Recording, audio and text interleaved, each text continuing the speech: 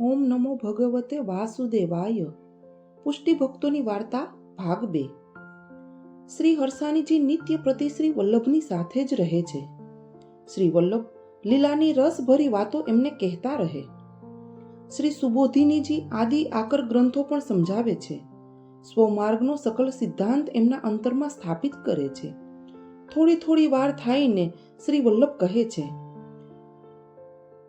દમલા બડી બેર ભઈ ભગવદ વાર્તા કીએ. શ્રી વલ્લભના હૃદય રસ ઠલવવાનું સુયોગ્ય પાત્ર હરસાણીજી જ છે. શ્રી વલ્લભની કૃપાથી શ્રીજી પણ એમને સાક્ષાત દર્શન આપે છે. એક વખતનો પ્રસંગ છે. વાર્તા કરતા શ્રી વલ્લભ દામોદરદાસજીની ગોદમાં શ્રી મસ્તક ધરીને પોઢ્યા છે. નિંદ્રાવશ થયા છે. એટલામાં શ્રી ગોવર્ધનધર ત્યાં પધાર્યા. દામોદરદાસ વિચારે છે, શ્રમિત થઈને ગુરુદેવ હમણાં જ પોઢ્યા છે.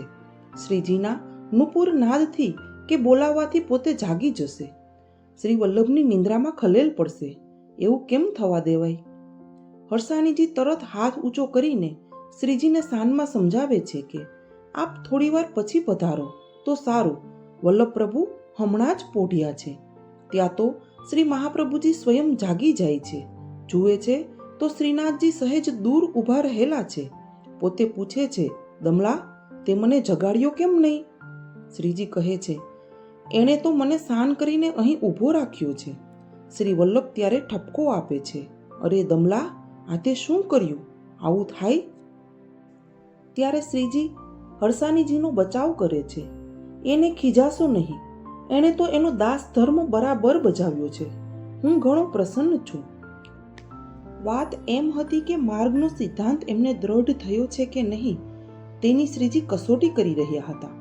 ગોવિંદ કરતા ગુરુની શ્રેષ્ઠતા એ સમજ્યા છે કે નહીં? હરસાણીજીએ એ કસોટીમાંથી પાર ઉતર્યા. જો આમ પરીક્ષા કરવાનો હેતુ ન હોત તો આવે વખતે પધારત શા માટે? અંતર્યામી પ્રભુ શું જાણતા ન હતા કે શ્રી વલ્લભ અત્યારે પોઢેલા છે? શ્રી વલ્લભ દામોદરદાસજીને એવું કહેતા કે દમલા यह मार्ग तेरे लिए प्रकट कियो है. આથી સમજાય છે કે કોટિયવધિ દેવી જીવોના ભાવનું સમષ્ટિ સ્વરૂપ તે હરસાણીજી જ છે. તેથી તો ભગવદ ઈચ્છાથી દામોદરદાસજી પુનઃ 10 જન્મ લઈને પુષ્ટિ માર્ગની સ્થિતિ રહે ત્યાં સુધી ભૂતલ પર વિદ્યમાન જ છે.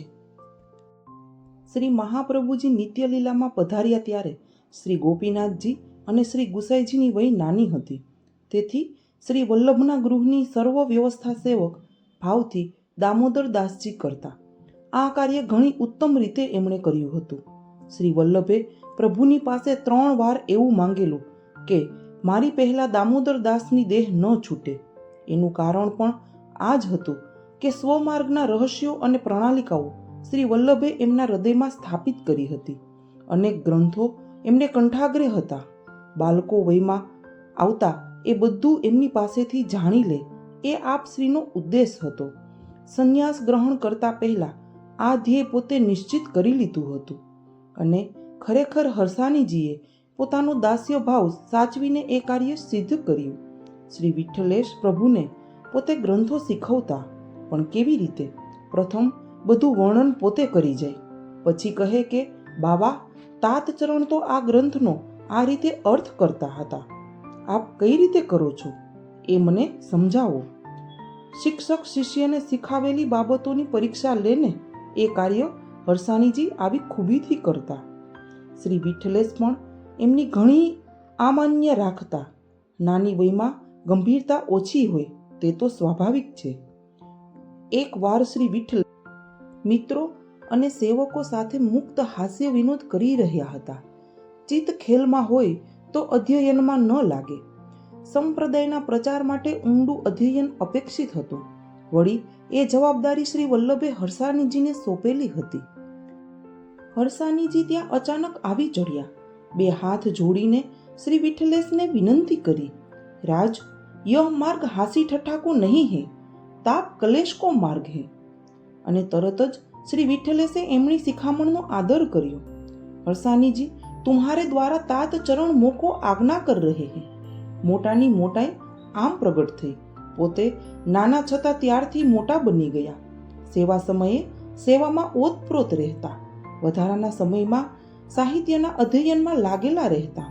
હરસાણીજીએ વિઠ્ઠલેશને સેવા પ્રણાલિકા, સાહિત્ય અને સેવાપયોગી સર્વ કલાઓમાં પારંગત કર્યા.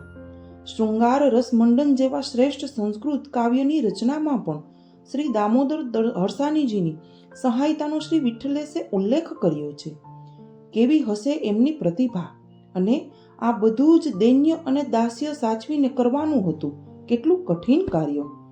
એકવાર તો ઉત્સવનો પ્રકાર જાણવાની જિજ્ઞાસાથી, માતાજીના સૂચનથી શ્રી વિઠ્ઠલેશ પોતે હરસાણીજીને ત્યાં પધાર્યા.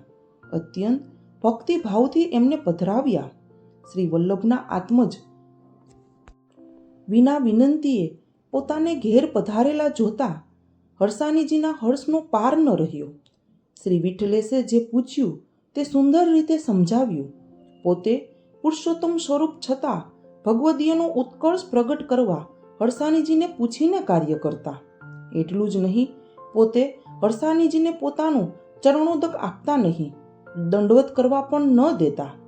શ્રી વલ્લભ એમના હૃદયમાં બિરાજે છે એમ પોતે માનતા. હવે એકવાર એવું બન્યું કે શ્રી વલ્લભ લીલામાં પધાર્યા ત્યારે હરસાણીજીને અત્યંત વિરહ થયો. ત્યારે શ્રી વલ્લભે આજ્ઞા કરી હતી કે હું તને ત્રીજે દિવસે દર્શન આપીશ, તું ચિંતા કરીશ નહીં. આમ જ્યારે દર્શન થતા ત્યારે વાર્તાલાપ પણ થતો. એકવાર શ્રી વલ્લભે એમને પૂછ્યું, દમલા, તું વિઠ્ઠલેશ કો કહા કરી જાને હે? ત્યારે એમણે કહ્યું, રાજ, આપકે પુત્ર કરી કે જાનું હું.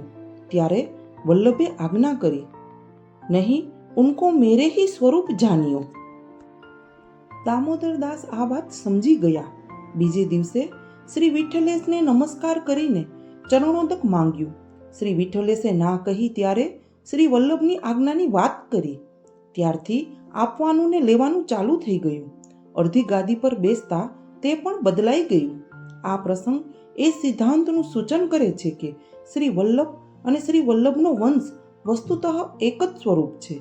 એક દિવસ દામોદરદાસના પિતાનો શ્રાદ્ધ દિન હતો.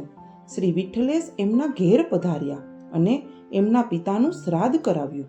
આ શું, દામોદરદાસ જેવા ભક્તની તો 21 પેઢી વિના શ્રાદ્ધે તરી જાય, પણ શ્રાદ્ધનું તો નિમિત્ત જ હતું.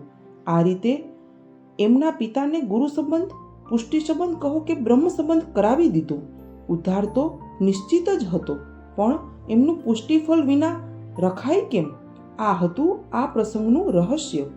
આજે શ્રી વિઠ્ઠલેશે કંઈક હસીમાં હરસાણીજીને કહ્યું, શ્રાદ્ધ કરાવ્યું એની દક્ષિણા તો આપશો ને? એમણે કહ્યું, હા, દક્ષિણા તરીકે સિદ્ધાંત રહસ્યના 1.5 શ્લોકનું વિવેચન કરવાનો સંકલ્પ છે. પછી બ્રહ્મ સંબંધ કરણાત એનું સુંદર વિવેચન શ્રી વલ્લભ પાસેથી શ્રવણ કરેલું તે કરી બતાવ્યું. આમ એક પંથ 2 કાજ જેવું થયું. ભાવનાની દ્રષ્ટિએ હવે એ વિચારીએ કે દામોદરદાસજીનું લીલાનું સ્વરૂપ શું? ત્યાં પોતે લલિતાજી રૂપે હતા, જ્યારે શ્રી વલ્લભ સ્વામિનીજી સ્વરૂપે બિરાજતા હતા. લીલામાંથી ભૂતલ પર પ્રગટ થતા શ્રી વલ્લભ વિપ્રયોગ રસમાં મગ્ન રહેતા, જાણે કે શ્રી ઠાકુરજી સાથે માન કરીને સ્વામિનીજી ન પધાર્યા હોય. આવે સમયે લલિતાજીનું કાર્ય માન મનાવવાનું હોય, એટલે એ પણ આપશ્રીની પાછળ લાગેલા જ રહે ને. કિશનગઢમાં શ્રી મહાપ્રભુજીનું મૂળ ચિત્રજી બિરાજે છે. ચિત્રમાં સામે દામોદરદાસ 2 હાથ જોડીને બેઠેલા છે. આ ચિત્રની ભાવના એક મહાન ભગવદીએ કેવી રીતે કરી તે જોઈએ. જાણે લલિતાજી 2 હાથ જોડીને માન છોડાવવા માટે વિનંતી કરી રહ્યા છે, ત્યારે શ્રી સ્વામિનીજી સ્ત્રી સહજ મુદ્રાથી અંગુષ્ઠ સાથે આંગળી મેળવીને કહી રહ્યા છે કે અરે લલિતા, મેં તો તેરી એક બાત ભી નહીં સુનૂંગી. લીલાના સ્વરૂપની આ કેવી સુંદર ભાવના! આ ભાવના પ્રકટ કરનાર મહાનુભાવ કોણ હતા? કોટાના રાજા, જેમનું નામ મહારાવજી હતું. તેમણે શ્રી સર્વોત્તમજી ઉપર સંસ્કૃતમાં સુંદર ટીકા લખી છે. એમાં શ્રી મહાપ્રભુજી સાથે દામોદરદાસજીના અલૌકિક સ્વરૂપનું પણ ભાવપૂર્ણ વર્ણન કરેલું છે. આ રાજા મહારાવજી કેવા અનુભવી હતા તે પણ જાણવા જેવું છે. પ્રથમ તો એ મર્યાદા ભક્ત હતા, પણ શ્રીજીના પ્રતાપી તિલકાયિત શ્રી દાઉજી મહારાજની એમની પર કૃપા થઈ. પછી એકવાર શ્રી શ્રીનાથજીના દર્શન કરવા ગયા ત્યારે શ્રીજીએ એવી અદ્ભુત અલૌકિક ઝાંખી કરાવી કે એ ભાવ વિવશ બની ગયા. એમના દિવાન એમની સાથે જ દર્શન કરતા હતા. રાજાએ ત્યાં ને ત્યાં કહી દીધું, આ નિકુંજ નાયકને મારું કોટા અર્પણ કરી દઉં છું. અને ત્યારથી કોટાની તમામ આવક શ્રી શ્રીનાથજીને ભેટ મોકલવામાં આવતી. તે એટલે સુધી કે રાજા પોતે મહેલમાં રહે તેનું ભાડું ગણીને ભેટ મોકલાતું. આ એક ઐતિહાસિક સત્ય છે. અરે, શ્રી હરસાણીજી ન પ્રગટ્યા હોત તો આપણો પુષ્ટિમાર્ગ પણ ક્યાંથી પ્રગટ્યો હોત? શ્રી વલ્લભનું જ વચન છે કે દમલા યહ માર્ગ તેરે લીએ પ્રકટ કિયો હે, માટે તો એમને પુષ્ટિ સૃષ્ટિ અગ્રેસ કહીએ છીએ. એમની આડીથી માર્ગ પ્રગટ થયો ત્યારે તો આ કૃપા માર્ગમાં આપણા જેવા નિહ સાધન જીવોનો અંગીકાર થયો. આ ભગવદીય શિરોમણીનું ચરિત્ર એ જ આપણા વાર્તા સાહિત્યનું મંગલાચરણ. અસ્તુ. આવી પુષ્ટિ ભક્તોની અવનવી વાર્તા સાંભળવા માટે આગળનો વિડીયો જુઓ, લાઈક તેમજ સબસ્ક્રાઈબ કરો.